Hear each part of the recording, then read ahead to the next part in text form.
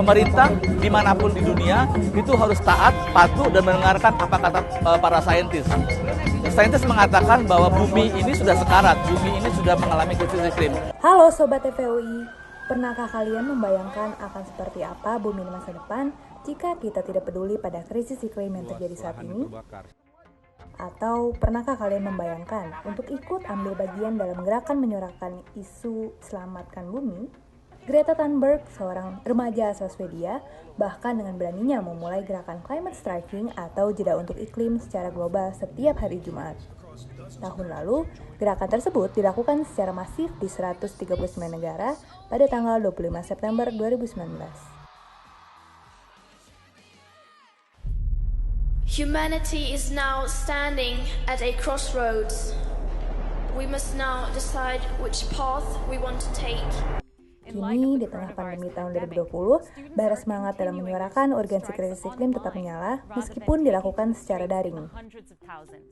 Sebagai organisasi yang juga peduli krisis iklim, BEM Visip UI tak mau ketinggalan berpartisipasi dalam jeda untuk iklim tersebut. Event yang dikemas secara daring melalui kanal YouTube ini menghadirkan sejumlah pembicara dari berbagai kelompok masyarakat. Tak ketinggalan juga grup band Hindia dan Lomba Sihir ikut menampilkan suara mereka dalam lirik lagu untuk mengapresiasi para partisipan. Bagian kita dirundung murka, panas melihat istana yang tidak transparan. Tak hanya Hindia dan Lomba Sihir, Oscar Rolang, musisi muda yang dikenal sejak 2 tahun lalu, ikut hadir dan angkat bicara mengenai krisis iklim.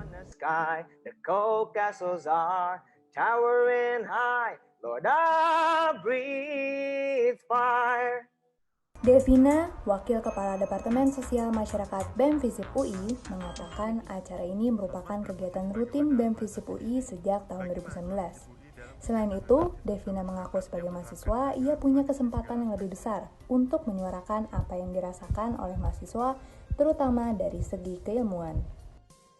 Semoga dengan adanya pergerakan yang masif ini, orang-orang bisa ikut bergerak, apalagi generasi-generasi muda gitu kan, terutama mahasiswa dan juga orang-orang yang mampu menyuarakan suaranya gitu untuk memperbaiki, untuk mencegah lebih parahnya krisis iklim gitu kan.